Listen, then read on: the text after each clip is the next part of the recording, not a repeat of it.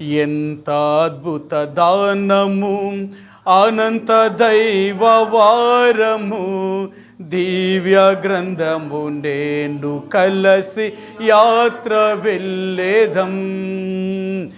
ఎంత అద్భుత దానము, అనంత దైవ వారము, దివ్య గ్రంథము నేను కలసి యాత్ర వెళ్ళేదం. ఈ రాత్రికాల సమయంలో మనం మన యొక్క భాగాన్ని చదువుదామండి. అపోస్తల కార్యములు 7వ అధ్యాయము. ఈ రాత్రికాల సమయంలో మన యొక్క వాక్య పట్టణంలోకి వెళ్ళే ముందుగా మన యొక్క లేఖన భాగాన్ని చదువుదామండి. అపోస్తల కార్యములు 7వ అధ్యాయము. అపోస్తల కార్యములు 7వ అధ్యాయము 44, 45 ఈ రెండు వచనాల్ని మనం ఉత్తర ప్రత్యుత్తర రీతిగా చదువుదామండి. నేను 44వ వచనాన్ని చదువుతాను, మీరు 45వ వచనాన్ని చదవడానికి ప్రయత్నించండి. రెండు వచనాలు మాత్రమే చదువుదామండి. రాత్రికాల సమయంలో మన యొక్క వాక్య పట్టణంలోకి వెళ్ళే ముందుగా మరి ఈ రెండు వచనాల్ని ఉత్తర ప్రత్యుత్తర రీతిగా చదువుదామండి. రెండు వచనాలనే ఉత్తర ప్రత్యుత్తర రీతిగా చదువుదాం. అతడు చూచిన మాదిరి చొప్పున దాన్ని చేయవలనని మోషేతో చెప్పినవాడు ఆజ్ఞాపించిన ప్రకారము సాక్ష్యపు గుడారము అరణ్యములో మన పితరుల యొద్ద ఉండెను.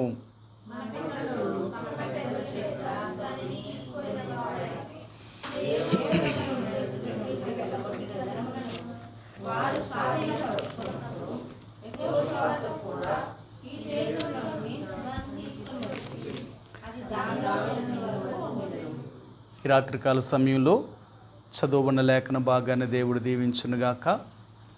దేవుడు అరణ్యములో ఇశ్రాయేలు ప్రజలు ఐగుప్తు దేశంలో నుంచి బయలుదేరి వచ్చిన తర్వాత సముద్రాన్ని దాటి ఎర్ర సముద్రాన్ని దాటి వారు అరణ్యంలోనికి వచ్చారు. అరణ్యంలోనికి వచ్చిన తర్వాత దేవుడు వారి మధ్య నివసించడానికి ఆయన ఇష్టపడి ఒక మందిరాన్ని దేవుడు నిర్మించమన్నాడు. ఎందుకంటే పగల మేఘస్తంభంలోనూ రాత్రి అగ్నిస్తంభంలో ఉన్న దేవుడు ఇంకా వారి మధ్య నివసించడం ఏంటి, ఇంకా తానే తన గుడారాన్ని వారి మీద కప్పి పగలు ఎండ దెబ్బైనా రాత్రి వెన్నెల దెబ్బైనా తగలకున్నట్లుగా ఆయన వారిని భద్రపరుస్తున్నప్పుడు ఇంకా దేవుడు లేడంటావా? కానీ ఆ ప్రజలకు దేవుడంటే ఏంటో వాళ్ళకి నేర్పించాలి, అంటే దైవ సన్నిధి అంటే ఏంటో వారికి నేర్పించాలి అని దేవుడు ఒక ప్రణాళికను కలిగి ఉన్నాడు. ఎందుకంటే తను ఏర్పరచుకున్న ప్రజలు ఎలా పడితే అలాగా, అంటే విచ్చలవిడిగా జీవించడం దేవునికి ఇష్టం లేదు. ఈ భూమి మీద అప్పటికే ఎంతోమంది ఉన్నారు, కానీ వారిలాగా వీరిని జీవించాలని దేవుడు ఇష్టపడలేదు. వీరు ప్రత్యేకించబడిన వారు. అందుకనే దేవుడు ఇశ్రాయేలు ప్రజల్ని ఆయన అబ్రహాము యొక్క సంతానాన్ని దేవుడు ఏర్పరచుకొని ఒక్క మనుషుని ద్వారా ఇంత జనాంగాన్ని సృష్టించి తీసుకుని వచ్చి ఈ ప్రజల ద్వారా దేవుడు మహిమపరచబడాలి అనుకున్నాడు ఆయన. ఎందుకంటే ఇదేదో అనుకోకుండా జరిగింది కాదు, ఇది దేవుని యొక్క ప్రణాళిక. ఎందుకు దేవుడు ప్రణాళిక అంటే దేవుడు మరలా ఈ లోకానికి రావాలి అంటే ఎవరిలో పడితే వారిలో రాకూడదు, ఒక ప్రత్యేకించబడిన జనాంగమై ఉండాలన్నమాట. అందుకనే దేవుడు ఎవరినైనా ఎన్నుకున్నాడు అంటే అందరినీ ఆయన ఎన్నుకోడు. ఆయన ఏర్పాటులో చాలా కొద్ది మందిని మాత్రమే దేవుడు ఏర్పరచుకుంటాడు. ఆ ఏర్పరచబడిన వారిలో ఉన్నవారు చాలా గొప్పవారు. మీకు ఎన్నోసార్లు చెప్తూ ఉంటాం, దేవుడు ఏర్పరచుకున్న వారు ఈ లోకానికి వెర్రితనంగా కనపడుతూ ఉంటారు. లోకములో జ్ఞానులైన వారు, తెలివైన వారు దేవుని దృష్టికి వెర్రివారుగా కనపడుతూ ఉంటారు. ఎందుకో తెలుసా? ఈ లోక సంబంధమైన జ్ఞానము, తెలివి, ఇలా ఆస్తిపాస్తులు లేకపోతే లోకంలో ఉన్న తెలివితేటలన్నీ కూడా దేవుని దృష్టిలో ఎందుకు వెర్రితనము అంటే ఈ లోకములో ఉన్న వారందరూ కూడా లోక సంబంధమైన దాని కొరకు ప్రయాసపడుతున్నారు. అందుకనే దేవుడు అంటున్నాడు, మీరు ఎంత ప్రయాసపడి సంపాదించుకొని మీరు కూడబెట్టుకున్నా ఒకరోజు దీన్ని వదిలిపెట్టిపోయేదే. అందుకని దేవుడు వారిని చూసి దేవుడు నవ్వుతున్నాడంట. సరేనా? మీరు చూపించిన మాట కీర్తన గ్రంథము ఆయన అంటాడు, ఆకాశమునుడు దేవుడట వీరిని చూచి నవ్వుతున్నాడండి. ఎందుకు నవ్వుతున్నాడు అంటేనంట వారు చేస్తున్న పనులను చూసి ఆ దేవుడు నవ్వుతున్నాడండి. ఆ దేవుడు నవ్వుతున్నాడు. దావీదు కీర్తన గ్రంథము 2వ అధ్యాయము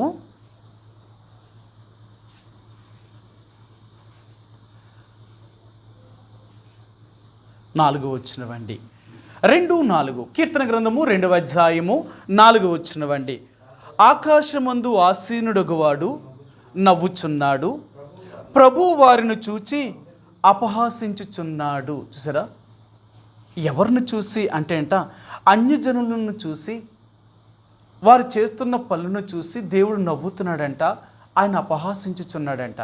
ఎందుకు నవ్వుతున్నాడు, ఎందుకు అపహాసించుచున్నాడు అంటే, వారు చేసే పనులన్నీ దేవుడు చూసి ఎందుకు ఇంత ప్రయాసపడుతున్నారు, ఇంత సంపాదించుకొని, ఇంత కూడబెట్టుకొని, ఇంత కట్టుకొని, పోనీ దేవుని మీకు శాశ్వతమా? కాదు. ఒకరోజు వదిలిపెట్టి వచ్చేసేదే మీరు, దాని కొరక మీ ప్రయాసం అంతా అని దేవుడు వారిని చూసి నవ్వుతున్నాడంట. దేవుని బిడ్డలు లోకానికి ఎలా కనపడుతున్నారు అంటే, వాళ్ళేంటమ్మా దేని గురించి ఆలోచించరు, వాళ్ళకి ఏమీ అక్కర్లేదంట, ఏదో సామాన్యమైన జీవితాన్ని జీవించేస్తారట, అందుకే వాళ్ళ దరిద్రం వాళ్ళు పట్టుకుంటుంది అనుకుంటారట. నిజమే, లోకానికి మనం ఒక దరిద్రులుగా కనపడుతున్నాం. ఎందుకంటే వారిలాగా మన బంగారం, ఆస్తులు, పాస్తులు సంపాదించుకోవట్లేదు కదా.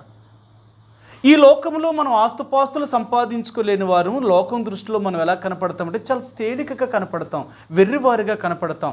లోకానికి ఎవరు గొప్పవారో తెలుసా? ఈ లోక సంబంధించిన ఆస్తుపాస్తులు కలిగి ఉండి విస్తారమైన ఆస్తిని, పేరు ఇలాంటివి కలిగి ఉంటే అది వారికి గొప్పవారు. కానీ ఎంత గొప్పవాడైనా ఒకరోజు ఒక మట్టిలోనికి చేరవలసిన వాడే కదా, నశించు మృగములను పోలిన వాడే కదా. కాబట్టి దేవుని యొక్క ప్రజలు అనేవారు ప్రత్యేకించబడిన వారు. వీళ్ళు భూ సంబంధమైన దాని కొరకు కాదు, కానీ పర సంబంధమైన దాని కొరకు వీరు ప్రయాసపడేవారు.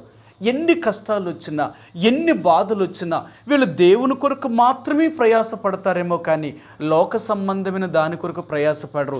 ఈరోజు మనం చాలాసార్లు మీకు చెప్తూ ఉంటాను ఏంటంటే, ఈరోజు మన ప్రయాసం అంతా కూడా పొద్దుట లేచిన దగ్గర నుంచి రాత్రి పడుకునేదాకా మనమంతా పనిచేసేది దేనికంటే మన పొట్ట కూటు కొరకు మాత్రమే కష్టపడుతున్నాం.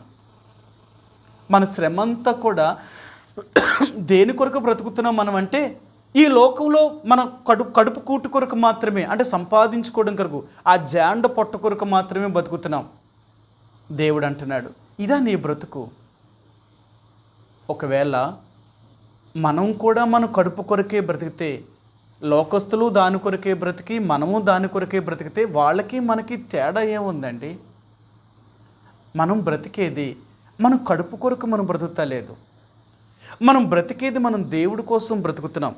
మీకు చాలాసార్లు చూపించాను, మరలా చూపిస్తాను మీకు. రోమిలకు రాసిన పత్రిక అపొస్తలుడైన పౌలు ఈ రోమా సంఘానికి కొన్ని విషయాలు ఆయన జ్ఞాపకం చేస్తూ ఇలాగ చెప్పాడు. ఆయన 14వ అధ్యాయము, రోమా 14వ అధ్యాయము 7వ వచనమండి, 14, 7, 8 వచనాలు.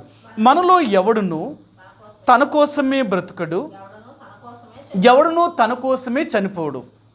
మనం బ్రతికినను ప్రభువు కోసమే బ్రతుకుచున్నాము, చనిపోయినను ప్రభువు కోసమే చనిపోవచ్చున్నాము.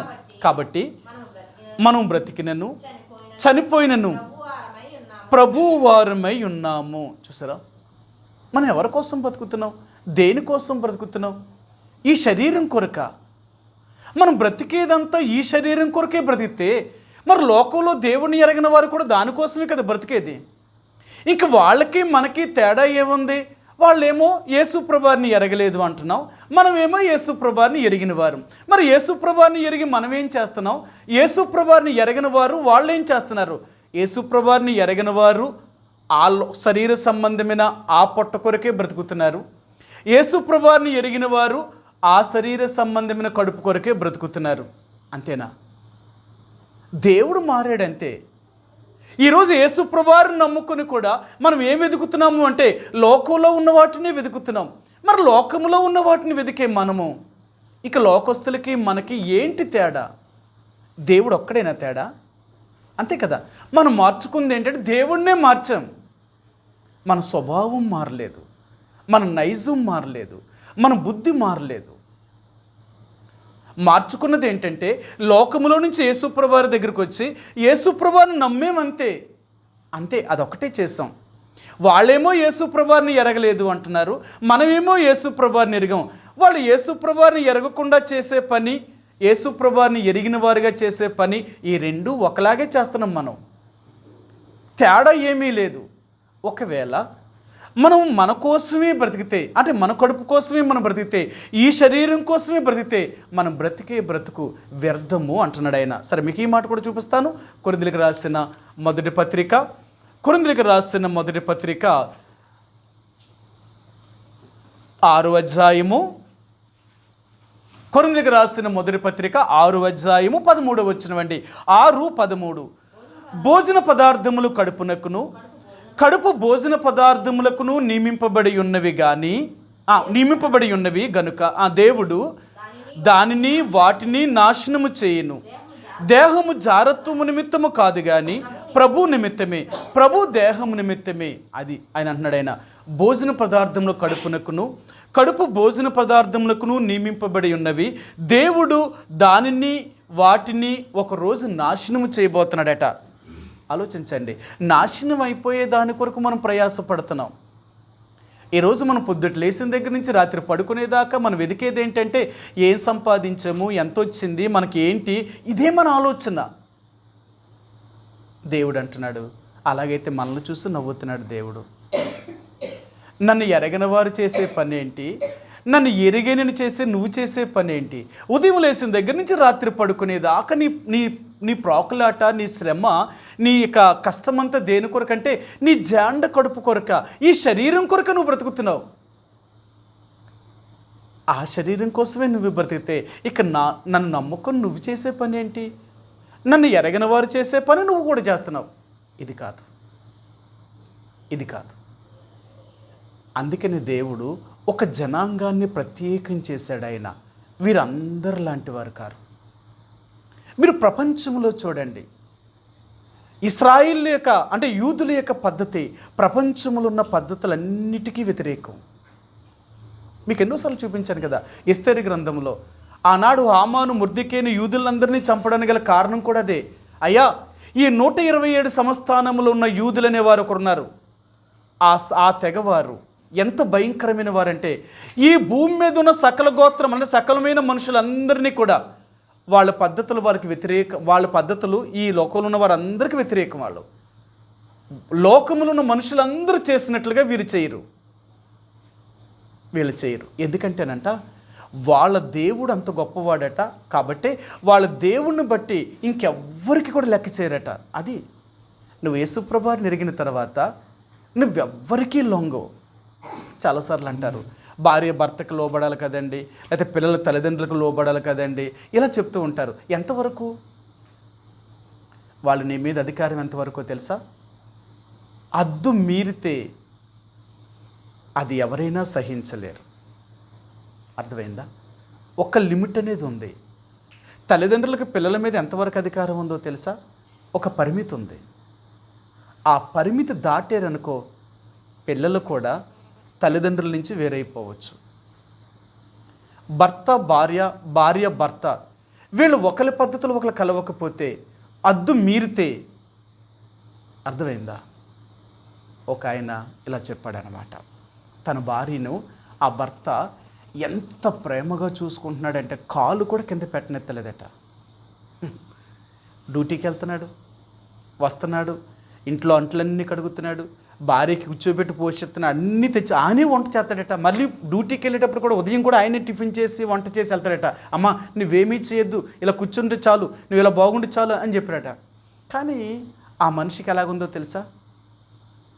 తన భర్త తను ఉక్కిరి బిక్కిరి చేసేస్తాడనమాట. తను ఏం పని చేయనట్లేదట, చచ్చిపోతుందనమాట. ఇదేంటి, నా పని కూడా ఆయనే చేస్తే ఇంక నాకు ఎక్కడ స్వేచ్ఛ ఉంది? భర్త చేసిన తప్పే ఉంది, నా భార్య సుఖంగా ఉండాలి అని కోరి భర్త చేస్తున్నాడు. కానీ ఈమెకి ఎలా కనపడుతుందంటే నాకు ఎక్కడ స్వేచ్ఛ ఇచ్చాడు నా భర్త? స్వేచ్ఛ అనేది నాకు, నా పని కూడా నేను చేసుకునేత్తలేదు, ఇంక నా పని కూడా నేను చేసుకునేత్తలేదంటే ఇక నాకు ఎక్కడుంది ఆయన దగ్గర స్వేచ్ఛ? లేదు. ఇలాంటి వదిలేసిపోవాలనుకుందట. కోర్టుకి వెళ్ళి లాయర్ని అడిగితే లాయర్తో చెప్పాడు, ఏంటమ్మా నీ భర్తతో నీకున్న సమస్య ఏంటంటే, ఇదేంటండి నా పని కూడా ఆయనే చేసేస్తున్నాడు, నన్ను ఏ పని చేయనిస్తలేదు, నాకు ఎక్కడుంది ఇంక స్వేచ్ఛ? నాకు ఎక్కడుంది స్వేచ్ఛ? ఒకవేళ ఎక్కడికైనా బయటికి వెళ్దాం అనుకో ఆయన అంటాడు బీరువాల నుంచి చీర తీసి ఈ చీర కట్టుకో బాగుంటుంది అంటాడట. ఇదేంటి నాకు ఈ చీర నేను కట్టుకుంటాను కదా, నువ్వు చెప్పడం ఏంటి? ఇంక అన్నీ ఆయన ఇష్టమేనంట. నేను ఇది తట్టుకోలేకపోతున్నానంట. అర్థమైందా? ఒక లిమిట్ అనేది ఉంది, అది దాటకూడదు. తనకంటూ తన ఇష్టాలు ఉంటాయి, తనకంటూ తన స్వేచ్ఛ ఉంది. తన స్వేచ్ఛ వరకు మాత్రం నువ్వు వెళ్ళకూడదు. అందుకంటాడు ఒకరి స్వేచ్ఛలు, ఒకరి యొక్క జీవితంలోనికి ఇంకొకరు వెళ్ళకూడదనమాట. వారి యొక్క ప్రవేశం నీకు లేదు. అది ఎంతవరకు అంతవరకు మాత్రమే.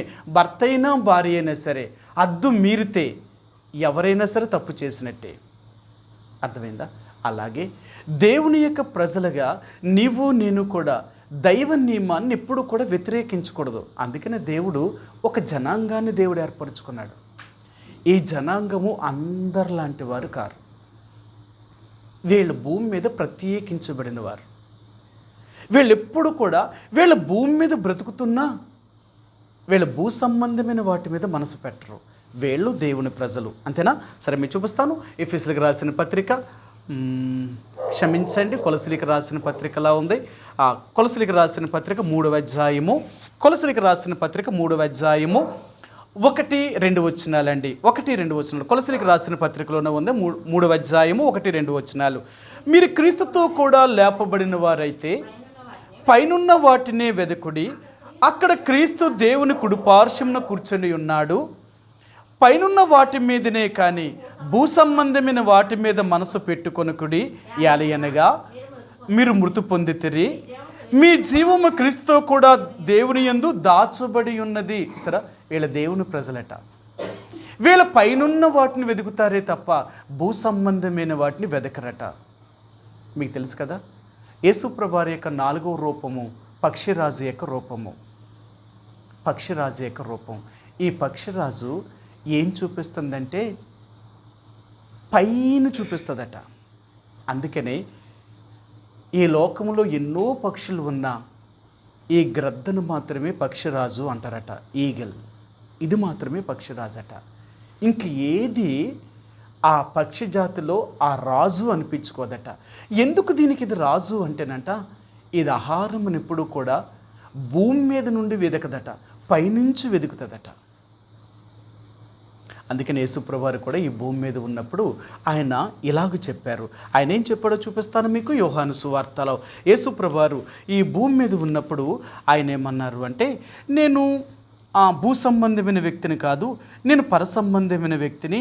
కాబట్టి నేను పరలోకం నుండి దిగి వచ్చిన వాడిని, కాబట్టి నేను భూ సంబంధమైన వాటిని వెదకును అంటున్నాడు ఆయన.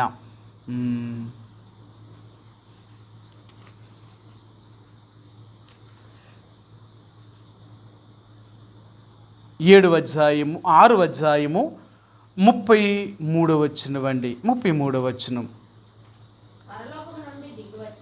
పరలోకము నుండి దిగివచ్చి లోకమునకు జీవమునిచ్చినది దేవుడు అనుగ్రహించు ఆహారమై ఉన్నదని మీతో నిశ్చయముగా చెప్పుచున్నాను వారితో చెప్పాను. సరే, ఆయన అంటున్నాడు. సరే, ఇంకొక మాట కూడా మీకు చూపిస్తాను. యేసుప్రభువారు ఈ భూమి మీద ఉన్నప్పుడు ఆయన ఏమని చెప్పాడో చూపిస్తాను. 12వ అధ్యాయము, యోహాను సువార్త 12వ అధ్యాయము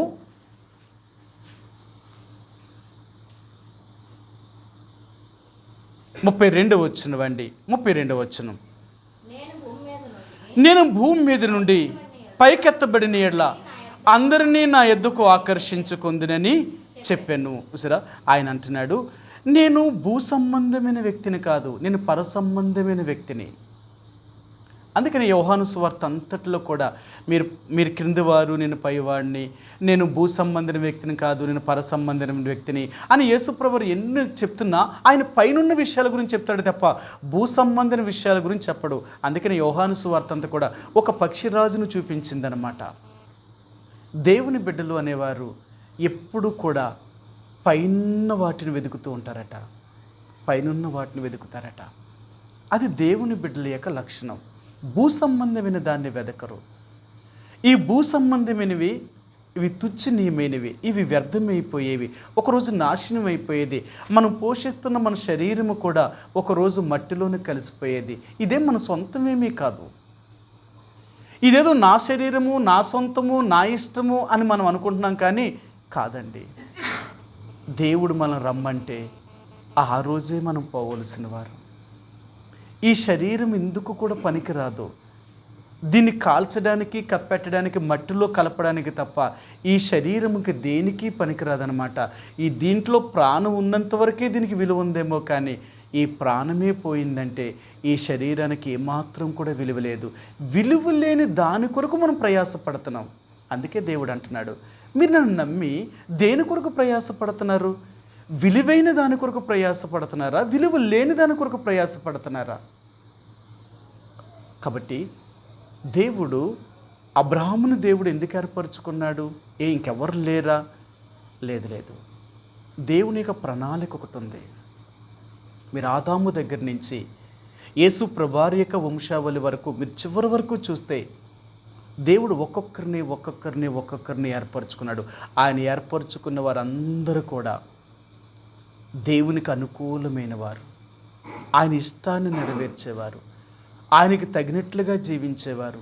మీ అందరికీ తెలుసు కదా, యేసు ప్రభువారు ఈ భూమి మీద అనేక మంది స్త్రీలు ఉండగా మరియనే దేవుడు ఎందుకు కోరుకోవలసి వచ్చింది? ఎందుకు ఆమె గర్భంలో నుంచే బయటికి రావాలనుకున్నాడు? ఎందుకంటే ఆమె చాలా దైవభక్తి కలిగిన స్త్రీ. భూమి మీద ఆమె దేవుని కృప పొందిన వారిలో ఆమె ఒక్కరితే, ఇంకెవరు అలా పొందలేదు. మీరు బైబిల్ గ్రంథంలో మీకు ఎన్నోసార్లు చెప్పాను, దేవుని కృప పొందిన వారు భూమి మీద ఎంతమంది ఉన్నారు అంటే చాలా తక్కువ మందిని దేవుడు ఆ కృప అనుగ్రహించాడు. అందరికీ ఇవ్వలేదు. దేవుడు పాత నిబంధన కాలంలో అంతట్లో కొద్ది మందికి ఇచ్చాడు, కానీ క్రొత్త నిబంధనలోకి వచ్చిన తర్వాత మనందరినీ దేవుడు తన కృప చేత రక్షించాడు. ఇప్పుడు మనం అందరము దేవుని కృపకు పాత్రులమయ్యాం. కాబట్టి ఈరోజు నువ్వు నేను కూడా యేసు ప్రభువారిని అంగీకరించిన తర్వాత మనం ఎలాగ ఈ లోకంలో జీవిస్తున్నాం? దేని కొరకు మనం బ్రతుకుతున్నాం? మనం బ్రతికేది ఈ నశించిపోయే దాని కొరకే మనం బ్రతికితే ఇక మనం దేవుని బిడ్డలం ఎలాగవుతాం? మనం దేవుని ప్రజలం అనుకుంటాం.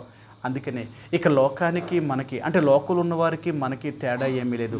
వాళ్ళు బతికే బ్రతుకంతా కూడా వాళ్ళు కూడా లోక సంబంధమైన, శరీర సంబంధమైన వాటి కొరకే ప్రయాసపడి సంపాదించుకొని వారు ఆస్తిని సమకూర్చుకుంటున్నారు. మనము కూడా దేవుణ్ణి నమ్ముకొని మనము కూడా ప్రయాసపడి సంపాదించుకొని ఆస్తిని సంపాదించుకుంటున్నాం. ఇక దానికి మనకి తేడా ఏముందండి? మీకు ఎన్నోసార్లు చెప్పాను, ఒక నిజమైన దేవుని బిడ్డలు అనేవారు భూ సంబంధమైన దాని కొరకు సంపాదించుకునేవారు కాదు. వీరు పరసంబంధమైన దాన్ని సంపాదించుకునేవారు. వీరు పరసంబంధమైన దాన్ని సంపాదించుకోవడం కొరకు భూ సంబంధంగా ప్రయాసపడతారన్నమాట. ఈ లోకంలో చూడండి, ఒక ఉన్నతమైన స్థానంలో, ఒక గొప్ప స్థాయిలో ఉండాలి అనుకుంటే రేయింబగళ్ళు కష్టపడి వాళ్ళు సంపాదించిన దాన్ని దాచి వాళ్ళు అనుకున్న దాన్ని వారు అనుభవిస్తారు. నేను ఈరోజు ఒకటి చూశానన్నమాట. ఏముందంటే, బెంగాల్లో ఒక భిక్షగత్త అన్నమాట 10-15 సంవత్సరాల నుంచి ఒకే చోట కూర్చొని అడుక్కుంటుందట. ఎవరిని డిమాండ్ ఏమీ చేస్తలేదు.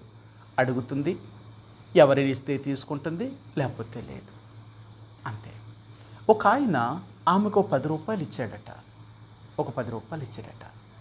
ఆ 10 రూపాయల నోటు తీసుకెళ్ళి తన దగ్గర ఉన్న సంచిలో పెట్టిందట.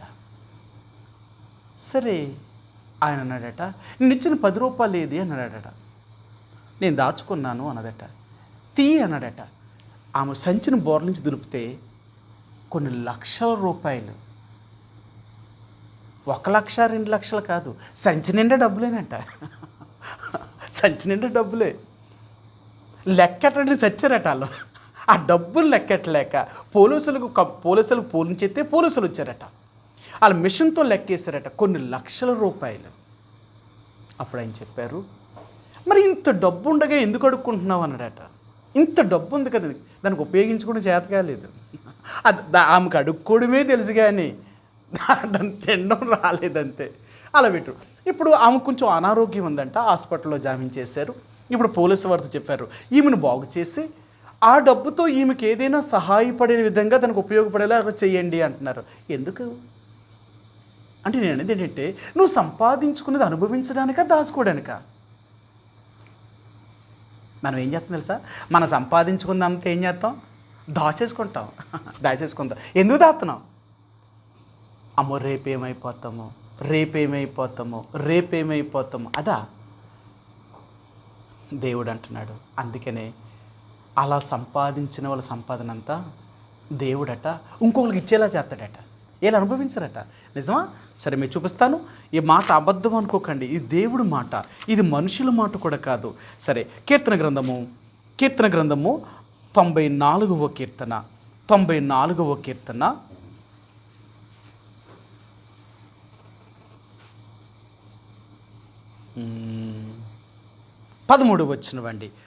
వచనం. భక్తిహీనులకు గుంట త్రవ్వబడు వరకు నీతిమంతుల కష్టదినములను పోగొట్టి వారికి నెమ్మది కలుగచేయదు. భక్తిహీనులకు గుంట త్రవ్వబడుతుందట, నీతిమంతుల కష్టాలు పోగొట్టి వాళ్ళకి వాళ్ళకెలా నెమ్మది, వాళ్ళ గుంట త్రవ్వబడితే వీళ్ళకెలా నెమ్మది వస్తుంది? అవునా? అర్థమైంది ఆ మాట మీకు? ఇంకొకసారి చదవండి సిస్టర్ గారు.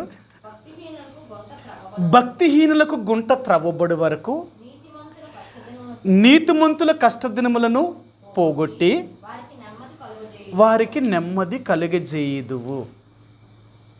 మీకు అర్థమైంది ఈ మాట? అర్థమైతే కొంచెం చెప్పండి. నాకు అర్థం కాలేదు ఈ మాట.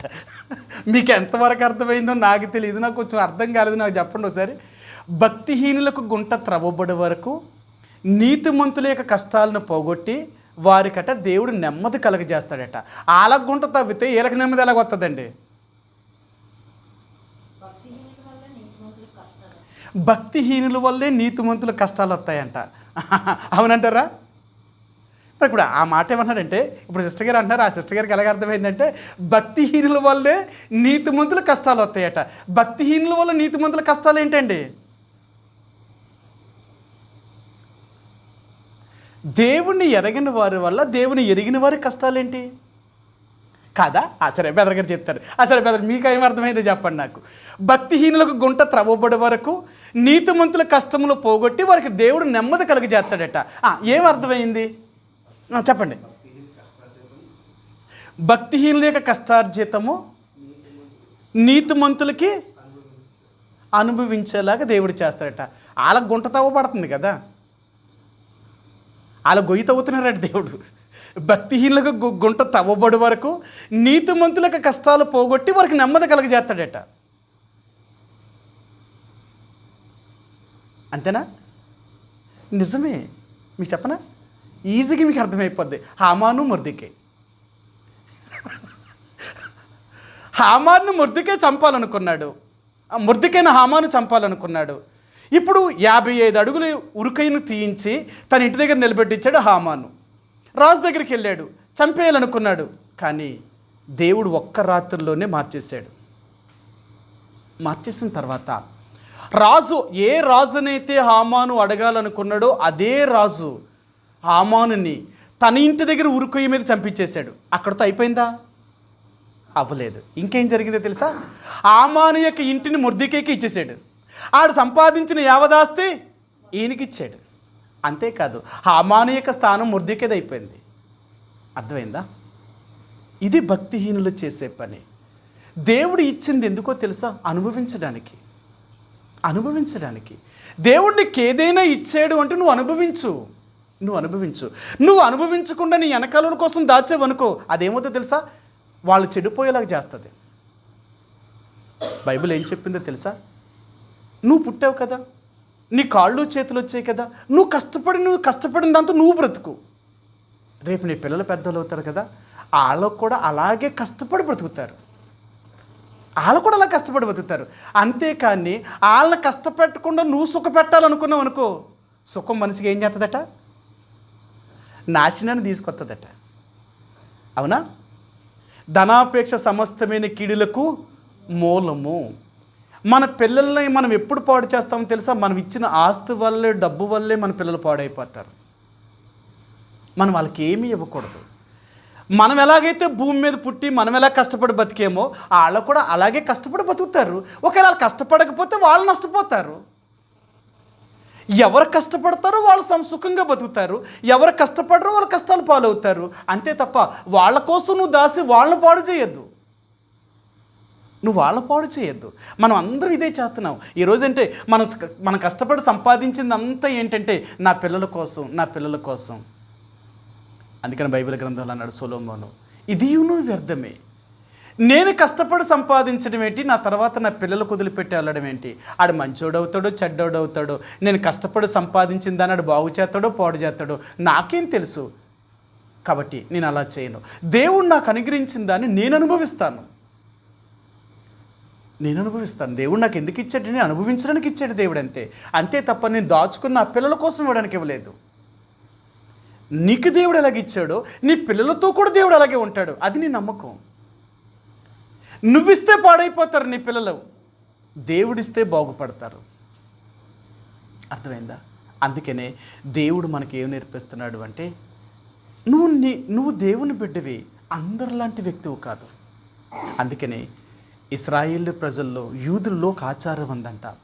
ఒక ఇంటికి వారసుడు అవ్వాలంటేనంట ముందు వాడు దాసుడు అవ్వాలట.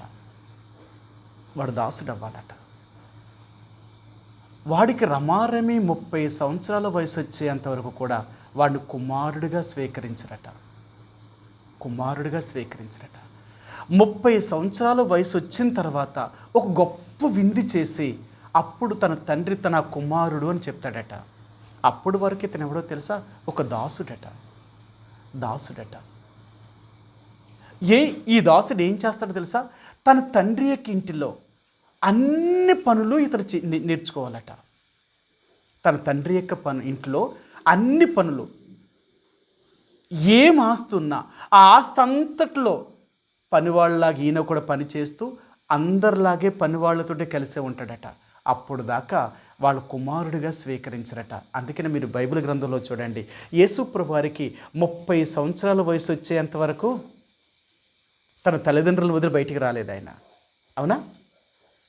30 సంవత్సరాలు దాటిన తర్వాత, అంటే 31, 32, 33, ఈ 3.5 సంవత్సరాల్లో యేసు ప్రభువారు పరలోకం నుంచి తండ్రి పంపించిన ఆ ఉద్దేశాన్ని చేశాడు. అంతవరకు ఆయన చేయలేదు. ఎందుకంటే అలా చేయడానికి ఒప్పుకోలేదు బైబిల్, ధర్మశాస్త్రం ఒప్పుకోలేదు. 30 సంవత్సరాలు దాటకుండా ఎవ్వరూ కూడా యాజకుడు అవ్వడానికి అవకాశం లేదు. ఒక బాధ్యత కలిగిన వాడుగా అవ్వడానికి కూడా అవకాశం లేదు. ఆ వయసు వచ్చిన తర్వాతే వాడిని కుమారుడిగా స్వీకరిస్తారు. వాళ్ళు ఎంత దైవ నియమం పాటిస్తారో తెలుసా? ఇప్పటికీ కూడా వాళ్ళు యేసు ప్రభువారిని దేవుడు కాదు ఒక ప్రవక్తను ఒప్పుకున్నా ధర్మశాస్త్రాన్ని మాత్రం తూచా తప్పకుండా నెరవేరుస్తారు. వారు దేవుడు ఏం చెప్పాడో దానికోసం వాళ్ళ ప్రాణాలనైనా అర్పించేస్తారట. వాళ్ళు చచ్చిపోవడానికి ఇష్టపడతారేమో కానీ రాజీ పడ్డానికి ఇష్టపడరట. అది నిజమైన శరీర సంబంధమైన యూదుడికి అంత రోషం ఉంటే ఆత్మ సంబంధంగా జన్మించిన మనకి ఇంకెంత రోషం ఉండాలి. కాబట్టి దేవుడు మనకు ఏం చేశాడంటే, దేవుడు మనల్ని ఏర్పరచుకున్నాడు. మనం ప్రత్యేకించబడిన వారు, అందరిలాంటి వారం కాదు. ఏంటి మనం ప్రత్యేకత అంటే, లోకములో నుండి వేరు చేయబడ్డాం కాబట్టి లోకములో ఉన్న పద్ధతులు మనం పాటించు, ఇది మన ప్రత్యేకత. మనం ప్రత్యేకించబడిన వారము. ఈ ప్రత్యేకమైన జీవితాన్ని జీవించాలని దేవుడు వారికి నేర్పించాలనుకున్నాడు. ఆయన నేర్పించాలనుకున్నాడు. అందుకనే దేవుడు ఈ నిర్గమాకాండం 25వ అధ్యాయంలో మోషేతో ఇశ్రాయేలు ప్రజలందరితో చెప్తున్నాడు, నేను మీ మధ్య నివసించినట్లుగా మీరు నాకు ఒక పరిశుద్ధ స్థలమును నిర్మించాలి అన్నాడు ఆయన. అవునా? నిర్గమాకాండము 25వ అధ్యాయము 8వ వచనమండి. 25:8 నేను వారిలో నివసించినట్లు వారు నాకు పరిశుద్ధ స్థలమును నిర్మింపవలెను.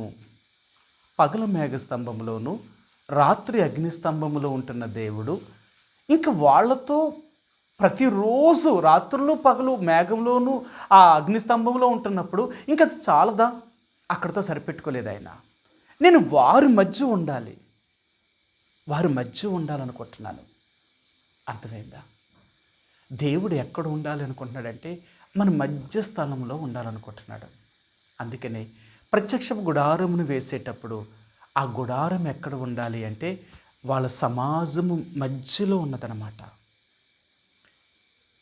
ఉన్న 12 గోత్రాలు కూడా 11 గోత్రాల వారు కూడా ఈ గుడారము చుట్టూ వారి టెంటలు వేసుకొని ఆ గుడారము చుట్టూ ఉండాలి. దేవుడు వారి మధ్య నివసించాలి.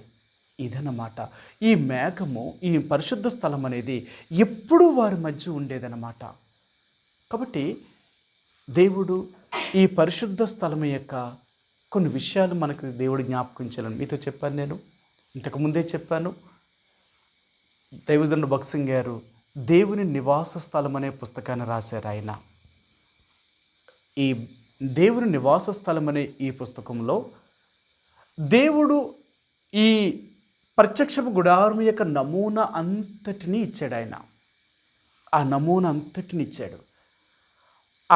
ఆ ప్రత్యక్ష గుడారం ఎలాగ ఉండాలి, ఎంత పొడుగు ఉండాలి, ఎంత వెడల్పు ఉండాలి, వాటిలో ఏమి ఉండాలి, వాడిని దేనితో చేయాలి, ఇది ఎందుకు అంటే కట్టబోయే మందిరం అంట మనుషులకు కాదట, దేవుడిది. కాబట్టి దైవ పద్ధతిలోనే దాన్ని కట్టమన్నాడు ఆయన. ఏదో నీకు నాకు నచ్చినట్లుగా దేవుడు మందిరం కట్టడం కాదట. ఈ రోజుల్లో కనపడుతున్న గుళ్ళన్నీ కూడా మానవ కట్టడాలు. వాళ్ళ పేరు కొరకు లేక వాళ్ళ ఘనత కొరకు నిర్మిస్తున్న ఆలయాలు. కానీ దేవుడికి పేరు కొరకు ఘనత కొరకు కావలసిన మందిరాలు లాంటివి కాదు. నేను ఒకసారి భీమవరం వెళ్ళాను. భీమవరం వెళ్తే అక్కడ మారనాథ అంటే బైబిల్ మిషన్లు కట్టారు గుళ్ళు. మీరు భీమవరం సిటీ అంతట్లో మీరు ఏ చివరి నుంచి చూసినా ఆ గుడి కనపడుతుంది. మీరు ఏ చివరి నుంచి చూసినా గుడి కనపడుతుంది. ఎంత పెద్ద గుడి తెలుసా? అది ఆకాశం కంటినంత ఉంటుంది. భీమవరం సిటీలో ఎన్ని అపార్ట్మెంట్లు ఉంటాయి తెలుసా? చాలా పెద్దవి. అయినా మీరు ఏ మూల నుంచి చూసినా ఆ సిలువ, ఆ రెండు గుళ్ళు ఉంటాయన్నమాట. ఆ రెండు పక్కపక్కనే రూపాంతరం దేవాలయం రెండు, అంటే ఆ రెండు దేవాలయాలుగా కట్టారు. అవి చాలా పెద్ద ఎత్తు అనమాట. మీరు సిటీలో నుంచి ఎక్కడి నుంచి చూసినా కనపడతాయి రాత్రి. ఎందుకు కట్టారంత గొప్ప వెంటనట? వాళ్ళ పేరు కొరకు. మాకు దేవుడిని తెచ్చాడు కాబట్టి మేము దేవుడిని అంత గణపరచాలి. భౌతికమైన కట్టడాలతో దేవుడిని గణపరచడం కాదండి. అర్థమైందా? ఈరోజు మనకు అదే అర్థమవుతలేదు. ఆలయము అంటే ఇటు ఇటుకలతోటి సిమెంట్లతోటి వీటితో కట్టింది ఆలయం కాదు. నిజమైన ఆలయము మనలో ఉండాలనుకుంటున్నాడు ఆయన. ఎక్కడైతే దేవుని ప్రజలు ఉంటారో అక్కడ ఉంటాడు దేవుడు. దేవుడికి ఆలయముతో పని లేదు. మనందరం చదువుతాం కదా, హస్తకృతమైన ఆలయములలో దేవుడు నివసింపడు. అంటే మనుషులు కట్టిన కట్టడాలలో దేవుడు ఉండడు. దేవుడికి పెద్ద పెద్ద దేవాలయాలు అక్కర్లేదు. ఈ రోజులు చూడండి, మీరు వరంగల్లో చూస్తే ఎన్ని కోట్ల రూపాయలు పెట్టి కట్టారో. చాలా పెద్ద స్థలంలో. ఇప్పుడు ప్రపంచంలోనే అది మొదటి దేవాలయంగా చేశారు. అది ఆ పురాతనమైన పరిశుద్ధ స్థలాన్ని సొలొమోను ఎలాగైతే కట్టాడో అలాగ దాన్ని నిర్మించారట. దాని కొరకు చాలా బంగారాన్ని ఉపయోగించారు. చాలా ఇంకా మీరు అది చూసిన వాళ్ళందరూ చెప్తున్నారు. ఎందుకంటే అంత పెద్ద దేవాలయము దాన్ని కట్టడాన్ని చూస్తే విచిత్రం అన్నమాట. ఆ టెక్నాలజీని కూడా ఏదో ఇండియా నుంచి కాదట, ఎన్నో దేశాల నుంచి తెప్పించారట. అది కానీ దేవుడు ఉన్నాడా? అది వాళ్ళకే తెలియాలి. అది వాళ్ళకే తెలియాలి. సొలొమోను బంగారంతో కట్టిన దేవాలయాన్నే దేవుడు వదిలేసినప్పుడు ఇంకంతకంటే గొప్ప దేవాలయాలు ఏమున్నాయండి? ఆయన అప్పుడే చెప్పాడు, సొలొమోనా, ఇంత పెద్ద దేవాలయం నాకు నిర్మించిన, ఎప్పుడైతే మీరు నా మాట వినకుండా నాకు అవిధేయత చూపిస్తారో ఆ రోజే మందిరాన్ని వదిలేసి వెళ్ళిపోతాను. నాకు మందిరాలు అక్కర్లేదు, మనుషులు కట్టిన గుళ్ళు నాకు అక్కర్లేదు. నాకు కావాల్సింది ఏంటో తెలుసా? నా మాట విని భయభక్తులు కలిగి నన్ను సేవిస్తూ నేను చెప్పినట్లుగా జీవించేవారు ఎక్కడ ఉంటారో అలాంటి వారి మధ్య నేను ఉంటాను. వాళ్ళ చెట్టు కింద ఉంటాను, ఒక చిన్న పూరుపాకలో నేను ఉంటాను. వాళ్ళు ఎక్కడుంటే అక్కడ ఉంటాను. అంతేకాని పెద్ద పెద్ద దేవాలయాల్లో కట్టడాల్లో నేను ఉండను. అంతే కదా, ఈరోజు మనుషులకు ఆర్భాటం చూపించడానికి ఏది పెద్ద గుడి అయితే అక్కడికి వెళ్తున్నారు మనుషులు. ఎందుకో తెలుసా? వీళ్ళకి దేవుడు ఎక్కడున్నాడో వీళ్ళకైతే కూడా తెలియదు కదా. వీళ్ళు మారు మనసు పొందిన వాళ్ళు కాదు కదా. వాళ్ళకి మారు మనసు లేదు, వీళ్ళకి మారు మనసు లేదు. ఇదంతా వ్యాపారం చేసుకోవడానికి ఇదొక వ్యాపార స్థలముగా మార్చారన్నమాట. దేవుడు మందిరం అంటే ఏంటో వాళ్ళెవ్వరికీ తెలియదు.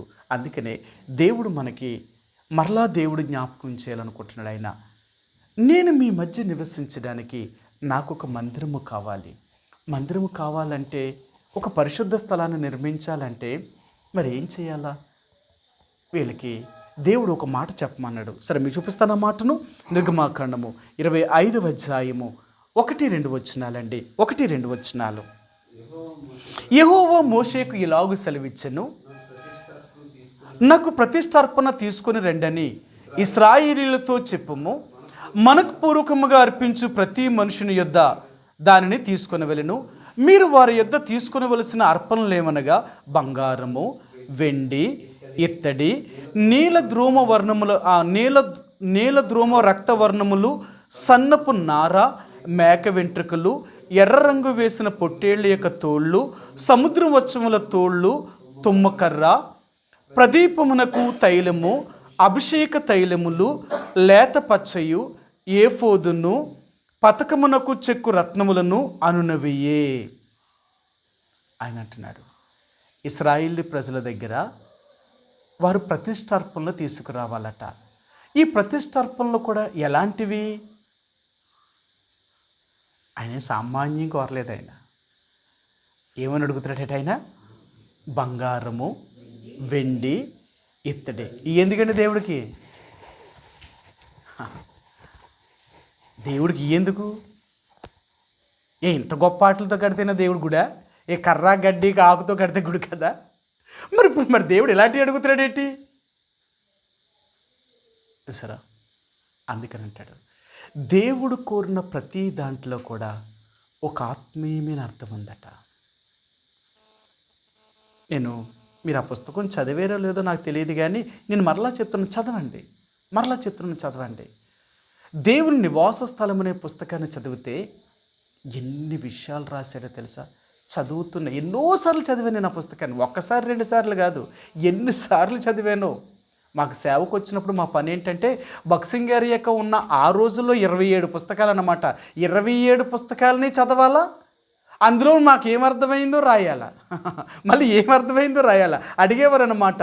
ఎందుకంటే, ఏం చదివేవరా, ఈ పుస్తకం చదివి కదా, నీకేమర్థమైంది?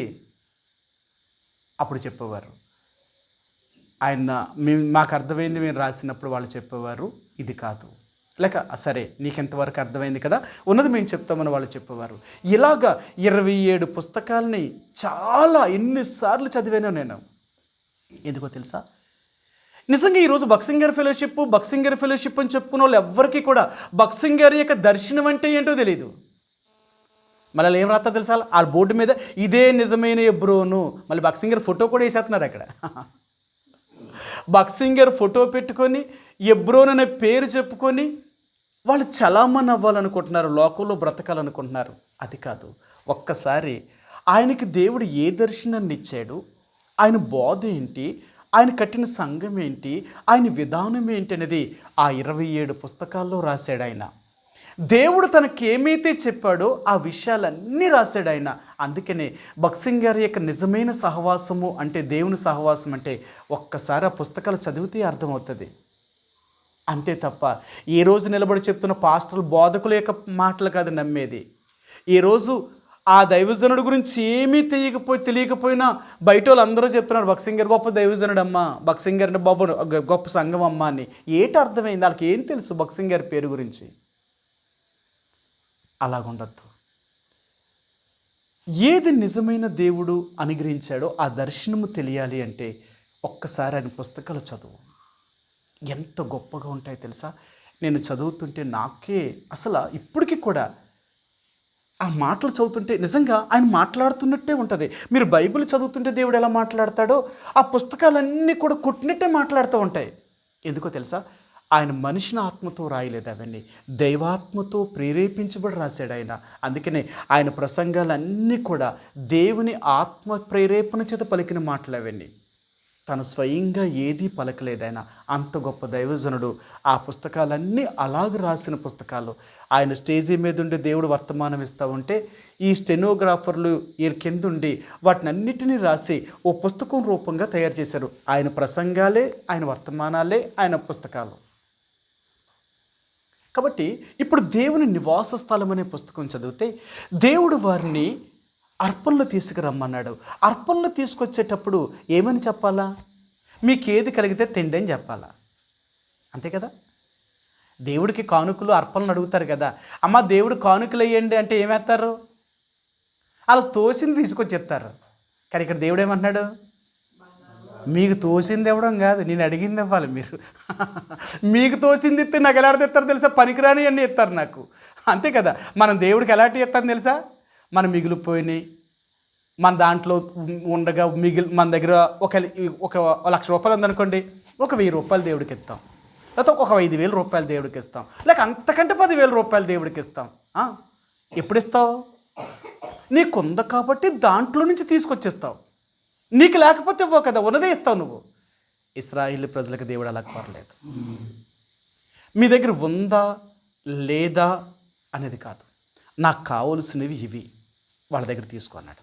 ఈ తీసుకునే ముందు మోషేని కొండ మీదకి రమ్మన్నాడు. కొండ మీదకి వచ్చేటప్పుడు ముందేం చెప్పాడంటే, ఇశ్రాయేలు ప్రజల్లో 70 మంది పెద్దలు ఉన్నారు. 70 మంది పెద్దలు ఉన్నారు. ఈ 70 మంది పెద్దలను అహరోనుని మోషే ఆ కొండ దగ్గర తీసుకుని వెళ్ళాడు, సేనాయి కొండ దగ్గరికి. మీరు నిర్గమాకాండం 24వ అధ్యాయం చదివితే ఈ 24వ అధ్యాయంలో 70 మందిని వెంట పెట్టుకొని అక్కడికి వెళ్ళిన తర్వాత 6 రోజులు ఆ కొండ దగ్గర ఈ 70 మంది, అహరోను, మోషే వీళ్ళు 6 రోజులు కొండ దగ్గర దేవుడి కోసం కనిపెట్టారు. ఆ కొండ మీద 6 రోజులు కొన్ని విషయాలు వీళ్ళకి చెప్పాడు. 6 రోజులు వీళ్ళకి చెప్పిన తర్వాత ఈ 70 మందికి, అహరోనుకి చెప్పిన తర్వాత, మోషేకి చెప్పిన తర్వాత 7వ రోజు మోషే పర్వతం మీదకి వెళ్ళాడు. 7వ రోజు పర్వతం మీదకి వెళ్ళాడు. ఈ 7వ రోజు వెళ్ళిన మనిషి 40 రోజులు పర్వతం నుంచి కిందకి రాలేదు ఇంకైనా. ఎందుకు ఈ 70 మందిని వెంట పెట్టుకొని వెళ్ళాడు అంటేనట, అక్కడ చెప్పాడు ఆయన, 70 మందికి ఒకవేళ దేవుడే కానీ ప్రత్యక్షమయ్యి వాళ్ళకి చెప్పకపోతే ఏళ్ళో కూడా ఈ 70 మంది ఇశ్రాయేలు ప్రజలు పెద్దలట, గొప్పవారు. వాళ్ళకి దేవుడు చెప్పాడు, మీరు ఇశ్రాయేలు ప్రజల దగ్గర నుంచి స్వేచ్ఛార్పణలు తీసుకోండి, ప్రతిష్టార్పణలు తీసుకోండి. ఈ అర్పణలు ఎలాగుండాలి అంటే బంగారము, వెండి, ఇక ఇత్తడి, ఇలాంటి ధూమవర్ణములు గల వర్ణములతో నియబడిన ఈ వెంట్రుకలు, నార, ఇలాంటివన్నీ కావాలి, వారి దగ్గరని తీసుకోండి అన్నాడు. ఈ పెద్దలకి చెప్పాడు దేవుడు. అందుకనే వీళ్ళందరూ కూడా ఈ సమాజం అంతా వాటిని పోగేశారండి. ఎంత పోగేశారో తెలుసా? విస్తారమైన బంగారాన్ని తీసుకొచ్చారట. వాళ్ళు బంగారం తీసుకొచ్చినప్పుడు ఆ తయారు చేసే వాళ్ళే చెప్పారు, అయ్యా ఇప్పటికీ మీరు ఏమైతే చెప్పారో అవన్నీ చేయడానికి బంగారం సరిపోయింది, ఇంకెవరిని కూడా దేవుడి మందిరానికి బంగారం తేవద్దని చెప్పండి అన్నారు. సరే, మీకు చూపిస్తాను ఆ మాటను. నిర్గమాకాండము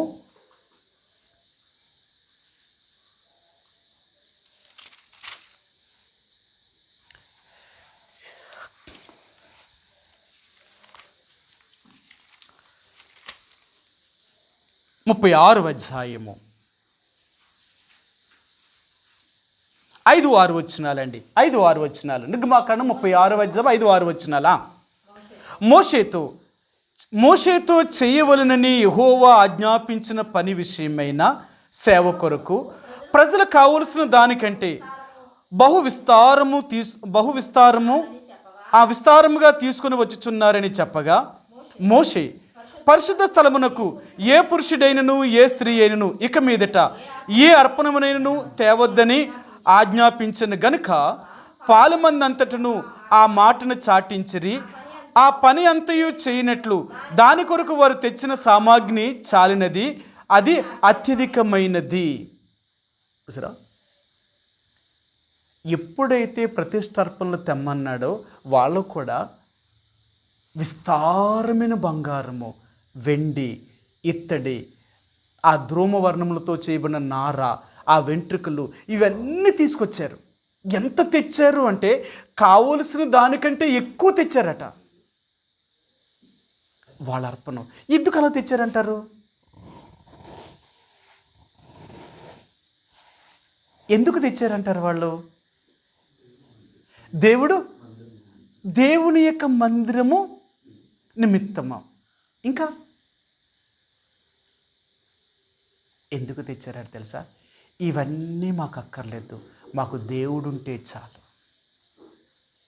మాకెవరుండాలో తెలుసా?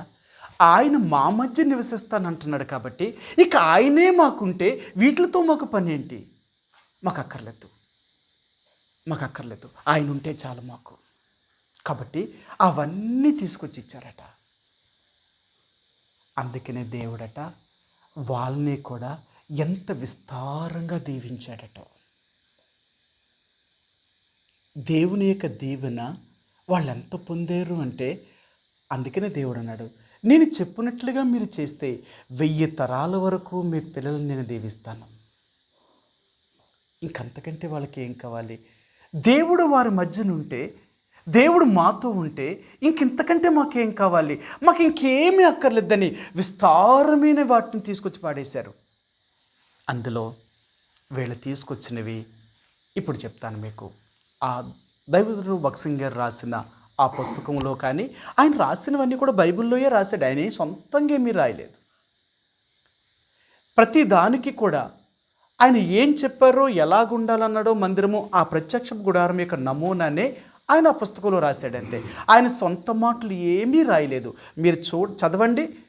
ఆయన ఎక్కడ ఏం చెప్పాడో అవన్నీ రిఫరెన్స్లు కూడా వేశాడు. ఆయన నిర్గమాకాండము 24వ అధ్యాయంలో ఏం చెప్పాడు, 25వ అధ్యాయంలో ఏం చెప్పాడు, 26వ అధ్యాయంలో ఏం చెప్పాడు, ఇలా 40వ అధ్యాయాలకు 42 అధ్యాయాల వరకు కూడా మోషేకు దేవుడు ఏం చెప్పాడో, ఏం చేశారు, వీళ్ళేం కట్టారు, ఇవన్నీ రాశాడు. ఆయన రాసిన పుస్తకంలో ప్రతి దానికి రాశారు.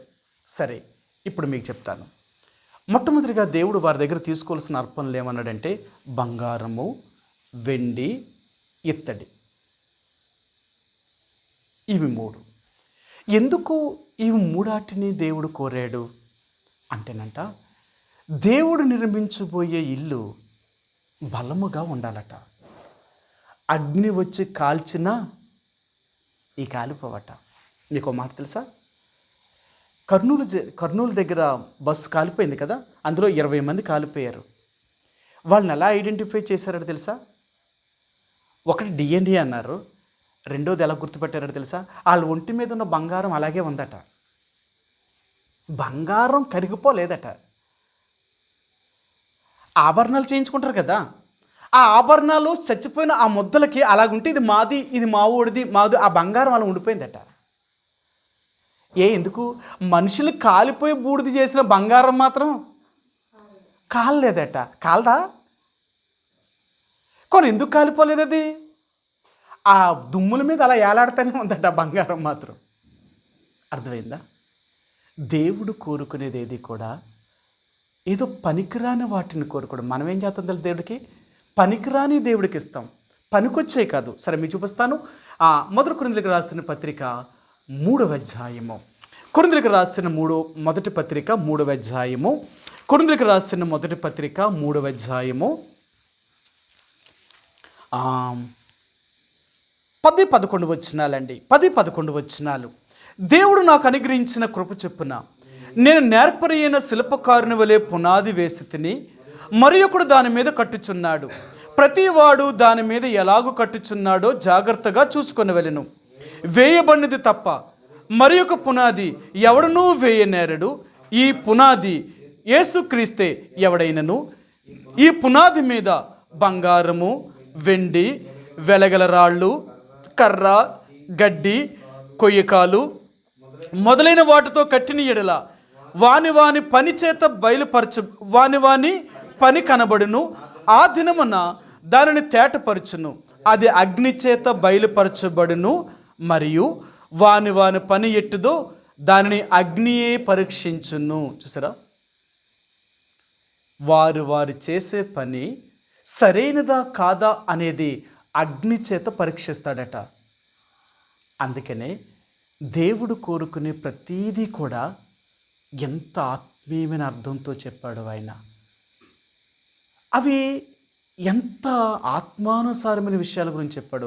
అందుకనే దేవుని యొక్క బిడ్డలుగా మనం దేవుడికట ఏది చేసినా శ్రేష్టమైనది దేవుడికి ఇవ్వాలట.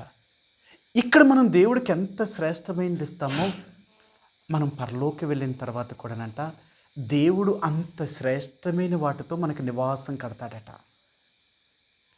ఇక్కడ నువ్వు పెట్టేదంతానంట పరలోకం కొరకు ఇక్కడ నువ్వు ఖర్చు పెడుతున్నావంట.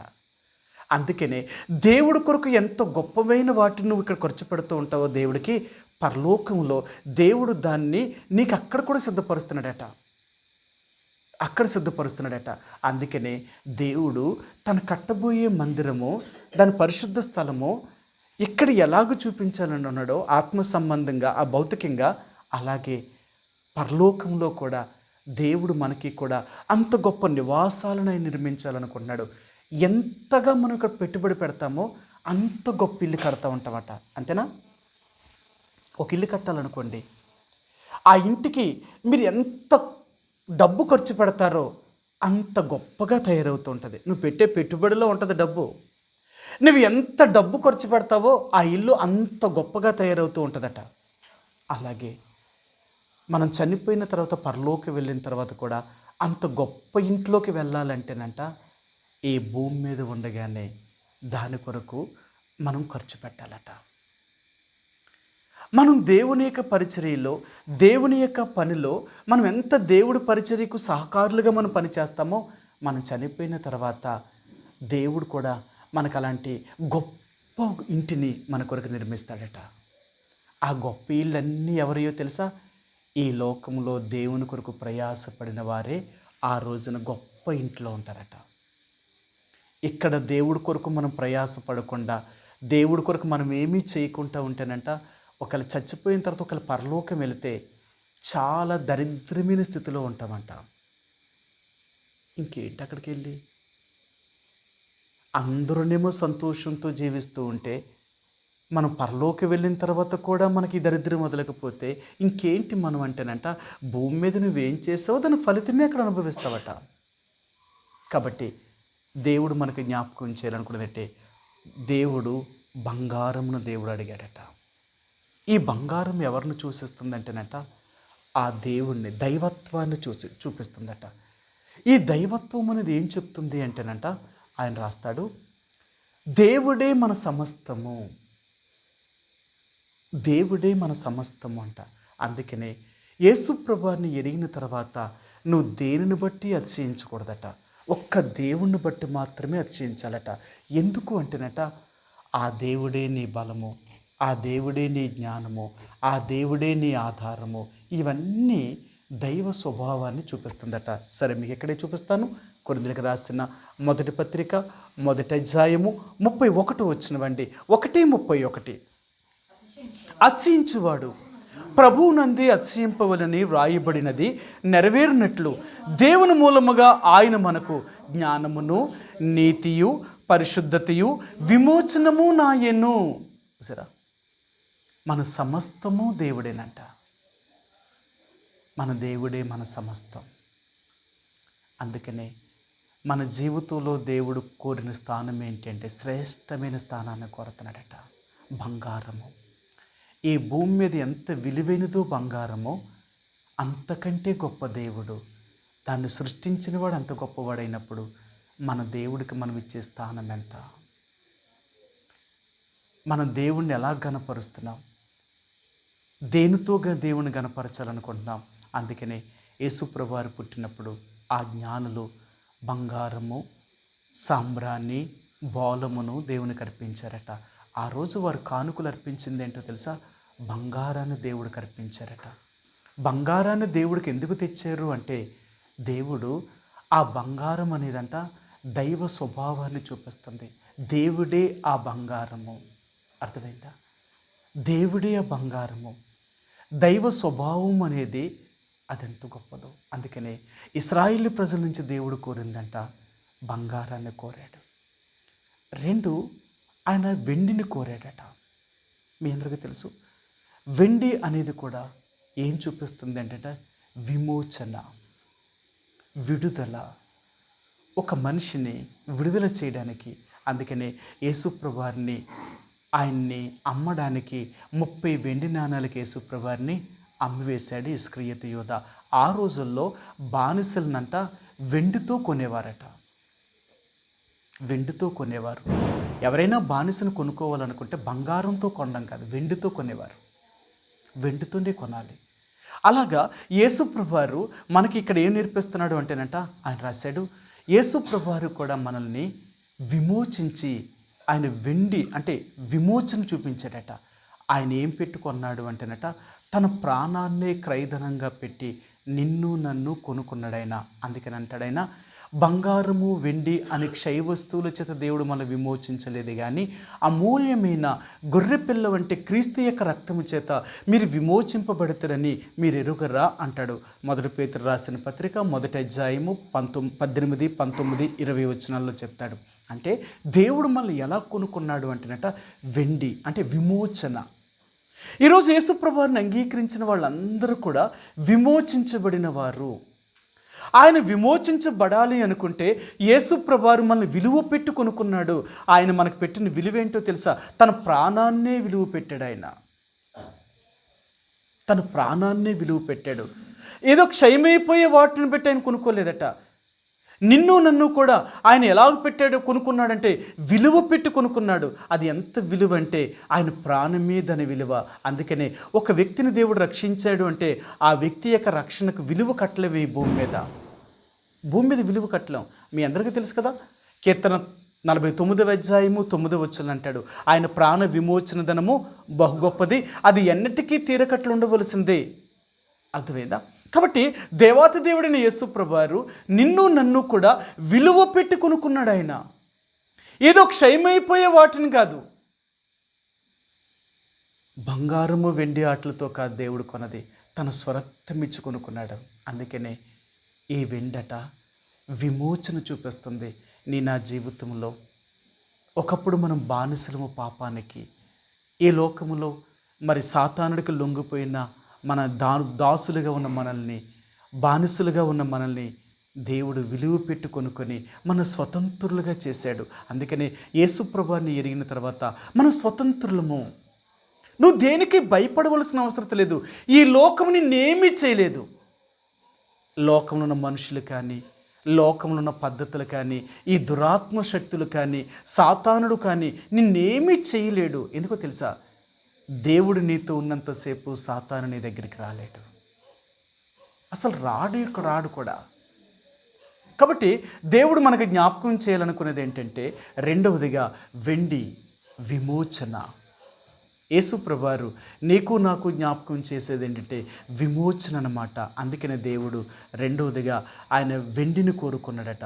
మూడవదిగా ఇత్తడి అనేది ఏం చూపించిందంటేనంట, బైబిల్ గ్రంథంలో ఆయన ఏం చెప్పాడంటే, ఇత్తడి అనేది తీర్పు అంటే ఎలా? మీ అందరికీ తెలుసు కదా.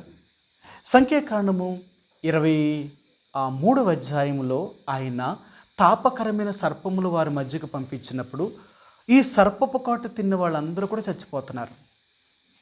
నిర్గమాకాండము, క్షమించండి, సంఖ్యాకాండము, ఈ పాము కాటు తిన్న వాళ్ళందరూ కూడా చచ్చిపోతూ వారు మోషే దగ్గరికి వచ్చి ఇలాగ మాట్లాడారు, అయ్యా, సర్పము కరిచిన దాన్ని బట్టి ఎంతో భయంకరమైన తెగులు మా మధ్యకు వచ్చి మేము చనిపోతున్నాము, కాబట్టి మాకు ఏదో ఒక రీతిగా సహాయం చెయ్యి, మమ్మల్ని రక్షించు అని వారు మరి మోషే దగ్గరికి వచ్చి వారు అడిగారన్నమాట. అప్పుడు దేవుడు వారికి ఏం చెప్పాడంటే, ఈ సర్పపు కాటు తిన్న ప్రతి ఒక్కడు కూడా చావక బ్రతకాలి అనుకుంటే వాళ్ళందరినీ కూడా ఈ ఇత్తడి సర్పమును ఒకటి చేయించి, ఆ ఇత్తడి సర్పమును దాని మీద పెట్టి మ్రాను మీద పెట్టి, ఆ మ్రాను మీద పెట్టిన ఈ సర్పపు కాటు తిన్న ప్రతి ఒక్కడు కూడా ఎవరైతే దాన్ని నిదానించి చూడగలుగుతారో వారు మాత్రమే బ్రతుకుతారు అని ఆయన చెప్పాడు. 21వ అధ్యాయం అండి, 21వ అధ్యాయము, సంఖ్యాకాండము 21వ అధ్యాయము 9వ వచనం అండి, క్షమించండి 8, 9 వచనాలు. 21, 8, 9 వచనం. మోషే ప్రజల కొరకు ప్రార్థన చేయగా, యెహోవా నీవు తాపకరమైన సర్పం వంటి ప్రతిమను చేయించి స్తంభం మీద పెట్టుము, అప్పుడు కరవబడిన ప్రతివాడు దాని వైపు చూచి బ్రతుకునని మోషేకు సెలవిచ్చెను. కాబట్టి మోషే ఇత్తడి సర్పం ఒకటి చేయించి స్తంభం మీద దాన్ని పెట్టెను. అప్పుడు సర్పపు కాటు తిన్న ప్రతివాడు ఆ ఇత్తడి సర్పమును నిదానించి చూచినందున బ్రతికెను. ఈ ఇత్తడి ఆయన్ని చూపిస్తుందంట. ఈ మూడవ లోహము ఇత్తడిని దేవుడు కోరాడు. ఇత్తడి ఏం చూపిస్తుందంటేనాడు తీర్పు. తీర్పు. ఎవరు పాపము చేస్తారో పాపానికి తీర్పు తీరుస్తాడట దేవుడు. పాపానికి దేవుడు తీర్పు తీరుస్తాడట. అందుకని ఆనాడు ఇశ్రాయేలు ప్రజలు పాపం చేశారు. వాళ్ళు చేసిన పాపమునకు విషసర్పాలు వాళ్ళ మధ్యకి పంపించాడు. ఆ సర్పము కాడు తిన్న ప్రతి ఒక్కరు కూడా చనిపోతున్నప్పుడు వారు మోషే దగ్గరికి వెళ్ళి అడిగినప్పుడు దేవుడు వారితో చెప్పాడు, వాళ్ళకి శిక్ష పరిహాసం అవ్వాలి అనుకుంటే ఇత్తడి సర్పమును కూడా చేసి ఆ సర్పమును ఆ కొయ్యి మీద దాన్ని పెట్టు, ఎవడైతే సర్పపు కాటు తింటాడో దాన్ని నిదానించి చూడాలి, ఆ సర్పమును నిదానించి చూసిన వాడు బ్రతుకుతాడు.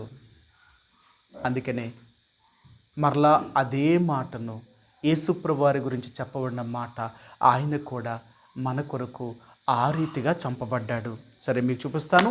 యోహాను సువార్తలో యేసుప్రభు వారి గురించి ఈ మాటను మరలా ఆయన ఎలాగ వాడారో చూపిస్తాను మీకు.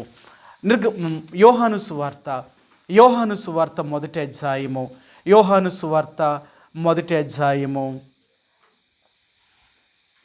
క్షమించండి 3వ అధ్యాయము, యోహాను సువార్త 3వ అధ్యాయము 14-15 వచనాలండి. 14-15 వచనాలు. అరణ్యములో మోషే సర్పమును ఎలాగ ఎత్తెనో అలాగే విశ్వసించు ప్రతివాడును నశింపక ఆయన ద్వారా నిత్యజీవం పొందినట్లు మనుష్య కుమారుడు ఎత్తబడవలెను. ఆ ఇత్తడి సర్పమును ఏం చూపిస్తున్నాడంటే తీర్పు. పాపమునకొచ్చే తీర్పు. పాపమునకొచ్చే తీర్పు. అందుకనే దేవుడు వారి దగ్గర నుంచి కోరే ప్రతి లోహానికి కూడా ఒక అర్థం కోరాడట ఆయన. ఇది ఆత్మ సంబంధమైనది, ఇది భౌతిక సంబంధమైనవి కావు, ఆత్మ సంబంధమైనవి కావాలని దేవుడు కోరుతున్నాడు ఆయన. కాబట్టి వారి దగ్గర తీసుకోవలసినవి ఏంటి అంటే బంగారము, వెండి, ఇత్తడి. ఈ మూడవది. ఈ ఇత్తడి దేన్ని చూపిస్తుంది అంటే తీర్పును చూపిస్తుందంట.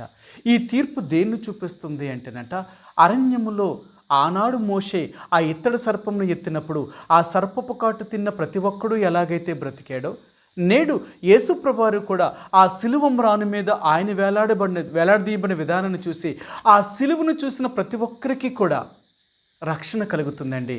అంటే సిలువ అంటే సిలువకున్న ఆ క్రాస్ కాదు, సిలువ మీద మరణించిన యేసును చూసిన వారికి. యేసు ప్రభువారిని చూడాలి.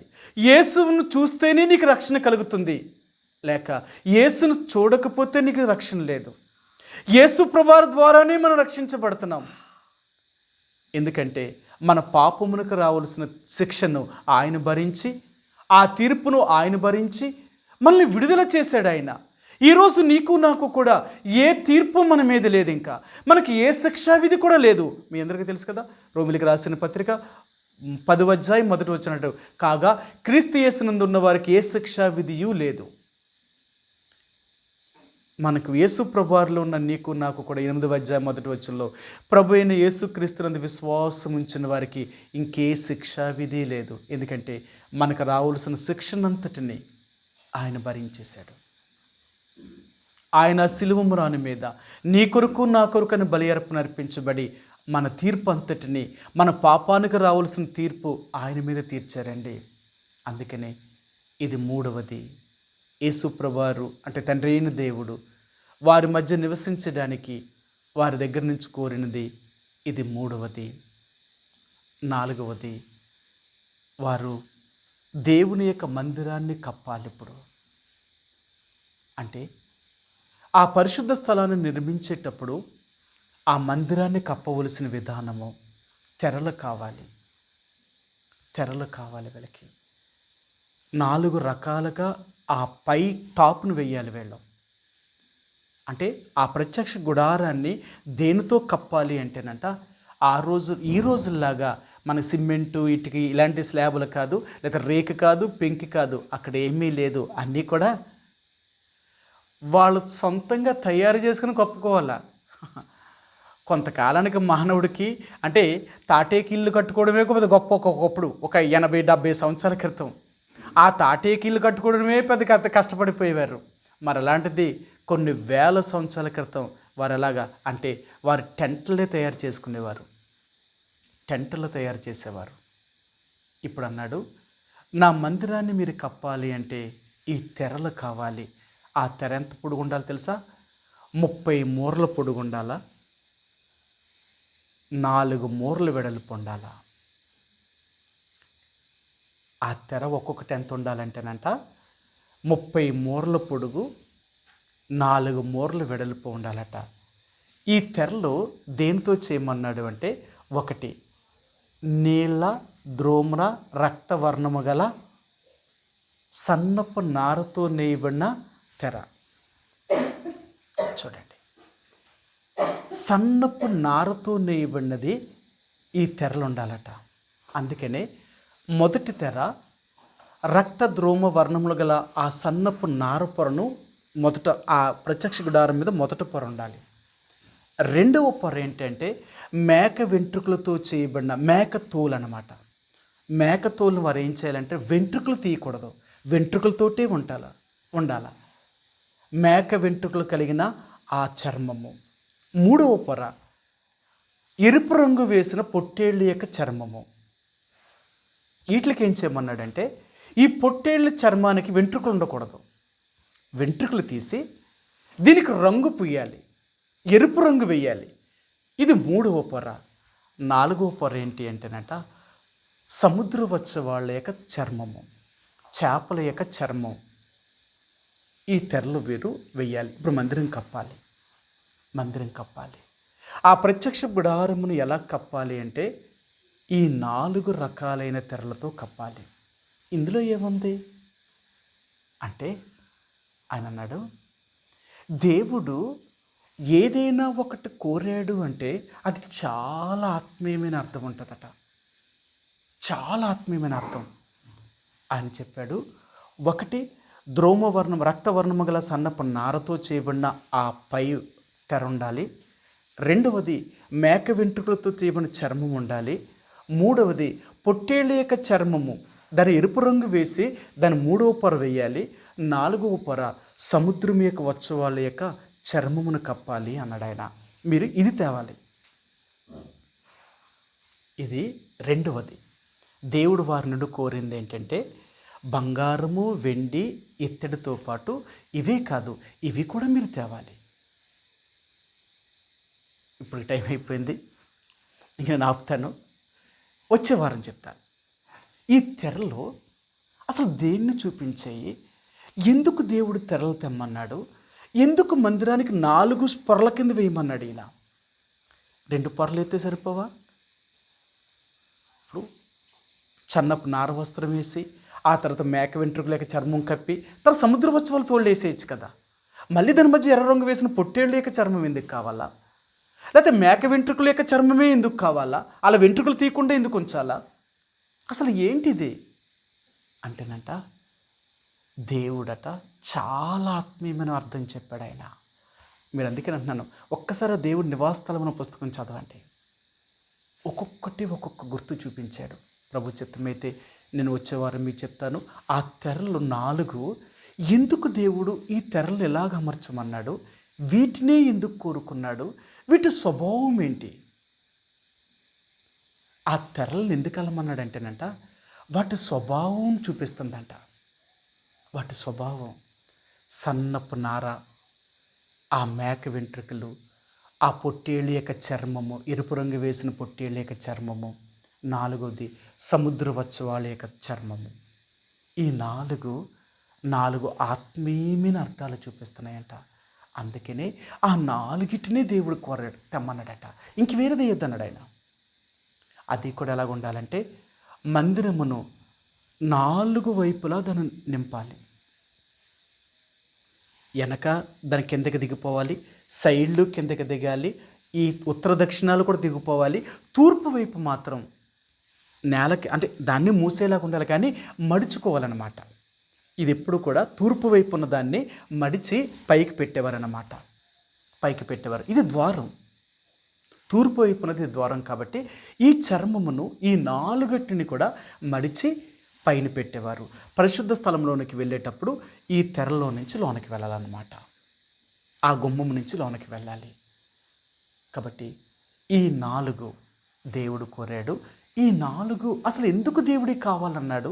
వీటి అర్థం ఏంటో ప్రభు చిత్తమైతే వచ్చే వారం మనం చూసుకుందామండి. ప్రార్థించుకుందాం. మా ప్రేమ కలిగిన పరలోకమందున మా తండ్రి, మా ప్రభువును నీ ప్రియ కుమారుడును మా రక్షకుడైన యేసుప్రభువారి యొక్క పరిశుద్ధమైన ఘనమైన శ్రేష్టమైన నామంలో ఈ రాత్రికాల సమయంలో మీ సన్నిధికి మమ్మల్ని తీసుకుని వచ్చి ఈ బైబిల్ పట్టణంలో మాతో మీరు మాట్లాడినందుకు మీకు హృదయమారా కృతజ్ఞతాస్తుతులు చెల్లించుకుంటున్నాం.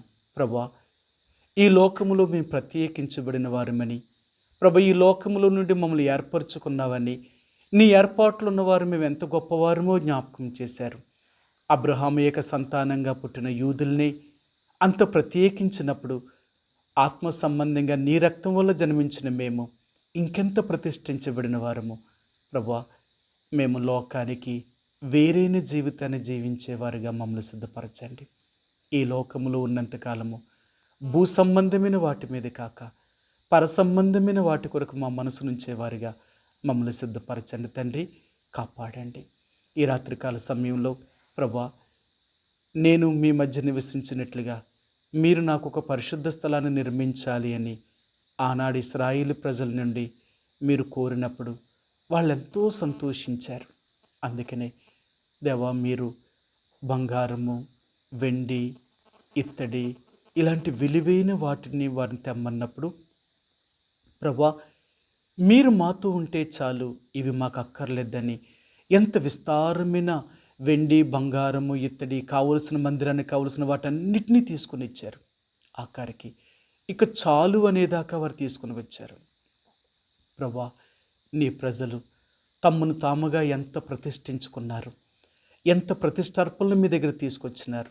అందుకని ప్రభా, వారిని కూడా ఈ భూమి మీద ఎంతో గొప్పవారినిగా చేశావు తండ్రి.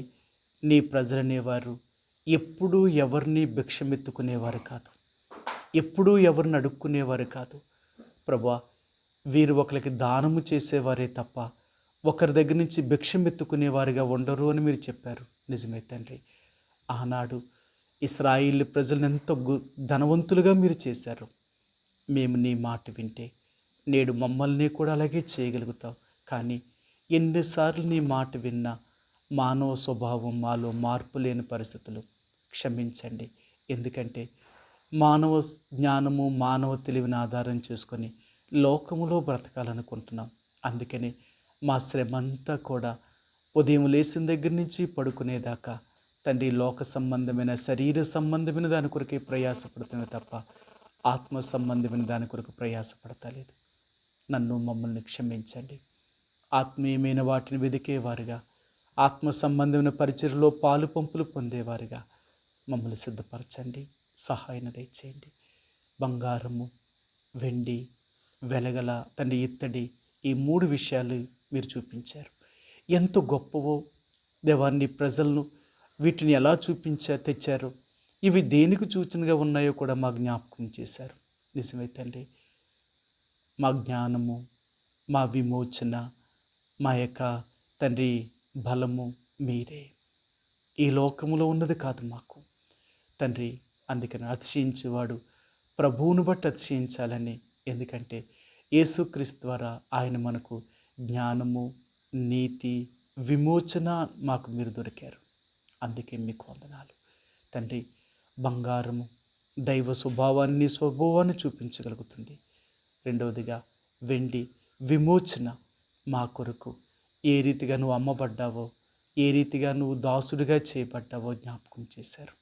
మూడవదిగా ఇత్తడి, మా పాపములకు రావాల్సిన తీర్పంతటిని నువ్వు వహించి మా కొరకే మోషే ఆనాడు ఇత్తర సర్పమును ఎలాగైతే అరణ్యములో ఎత్తాడో అలాగే మా కొరకు ఆ కలువరి శిలువ మీద నువ్వు వేలాడదీయబడి మాకు ప్రభా ఆ పాపములకు రావాల్సిన తీర్పు నుంచి విడుదల దయచేసి మమ్మల్ని విమోచించి ప్రభా మమ్మల్ని అందరినీ తండ్రి నీలోనికి తీసుకుని వచ్చి క్రీస్తు యేసునందున్న వారికి ఏ శిక్షా విధి లేదన్నట్లుగా మా శిక్షనంతటిని నువ్వు భరించి మాకు శిక్ష నుండి తప్పించినందుకు నీకు హృదయమారా కృతజ్ఞతాస్తుతులు చెల్లించుకుంటున్నాను. ప్రభా, ఈ రాత్రికాల సమయంలో మీ సన్నిధికి వచ్చిన నీ బిడ్డల కుటుంబాలను బట్టి వందనాలు. సోదరి జాన్ బెదర వారి కుటుంబాన్ని, సోదరి దేవ ప్రిస్కిల సిస్టర్ వారి కుటుంబాన్ని, అలాగే తండ్రి సోదరి లిడియా సిస్టర్ వారి కుటుంబాన్ని, అలాగే సోదరి దేవ మరీ సిస్టర్ వారిని వారి కుటుంబాన్ని, అలాగే తండ్రి మోహన్ని, మరి ప్రవీణ్ని, బిడ్డలను కనికరించండి. దేవ నీ సన్నిధికి వచ్చిన ప్రతి బిడ్డల్ని కూడా పేరు పేరున వారిని ఆశీర్వదించండి, దీవించండి. వారి కుటుంబాల్లో మీ సర్వ సమృద్ధిని అనుగ్రహించండి. ఈ దినం రాలేకపోయిన వారికి మరొక తరుణం దయచేయండి. యవనస్తులైన బిడ్డలు నీ కొరకై దేవ బలమైన సాక్షులుగా జీవించడం కొరకే సిద్ధపరచండి. వారి చదువుల్లో తోడుగుండి కాపాడండి. ఇలా తండ్రి నేను నా కుటుంబము కూడా నమ్మకంగా అన్ని సేవించుట్లో మమ్మల్ని సిద్ధపరచమని మీ చేతులకు అప్పగిస్తూ మహిమ ఘనత ప్రభావాలు మీకే ఆరోపిస్తూ యేసు ప్రభువారి యొక్క పరిశుద్ధమైన ఘనమైన నామములో ప్రార్థించి అడిగి వేడుకుంటున్నాం మా తండ్రి, ఆమేన్. తొట్టిల్లకుండా మిమ్మల్ని కాపాడుటకును, ఆయన మహిమ ఎదుట నిర్దోషులుగా నిలవబెట్టుటకును, మన శక్తిగల రక్షకుడైన అద్వితీయ దేవునికి మన ప్రభువైన యేసుక్రీస్తు ద్వారా మహిమయు మహాత్యమును ఆధిపత్యమును అధికారమును ఇప్పుడును సర్వయుగములకును కలుగునగాక. ఆమేన్. ప్రైజ్ లార్డ్ అండి. Praise the lord.